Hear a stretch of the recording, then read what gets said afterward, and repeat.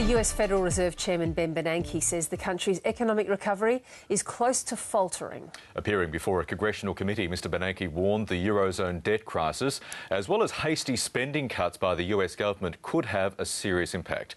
For more, North America correspondent Lisa Miller joins us now from Washington. Lisa, good morning. Ben Bernanke well and truly had his grim face on today. He surely did. I mean, I was listening to him, Michael, thinking that they must have been down at the White House, just their heads drooping with every single sentence that came out of Ben Bernanke's mouth.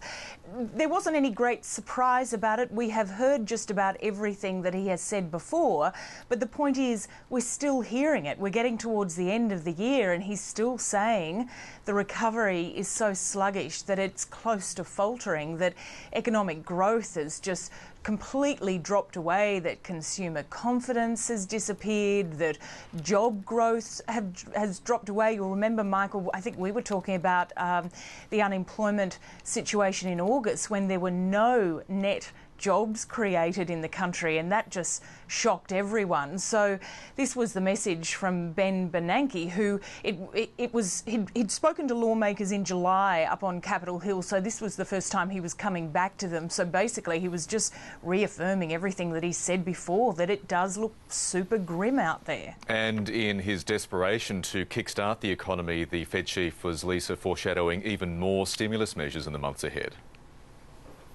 Well, he is talking about what the Fed can do and has indicated that the situation is so bad that it is looking at what it can do. He's absolutely determined to keep short-term interest rates as low as possible. He's doing some manoeuvring with Treasury bonds from long-term to short-term. One of the congressmen said to him, "So what have you got left? Your printing presses. Is that it? Is that what you're telling us?" And he said, "Oh, well, that's a little unfair. I mean, look, we're not actually printing money. Printing presses don't even come into it." But there is this sense that even though he is saying that the Federal Reserve will try and do whatever it can to try and kick-start this recovery, that there aren't a lot of tools left in the toolbox. And this is why, on one hand, he was warning them about the spending cuts and trying to tackle this deficit and saying, you know, too hard and fast will hurt the economy even more. But then on the other hand was saying to them, well, you're going to have to aim for more than 1.5 trillion,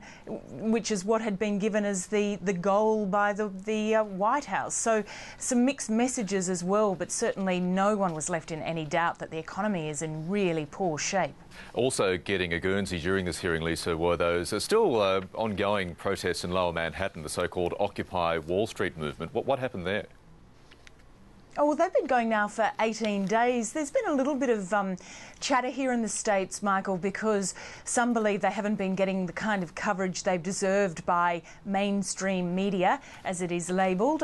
So it was interesting to hear them being discussed on Capitol Hill at this hearing.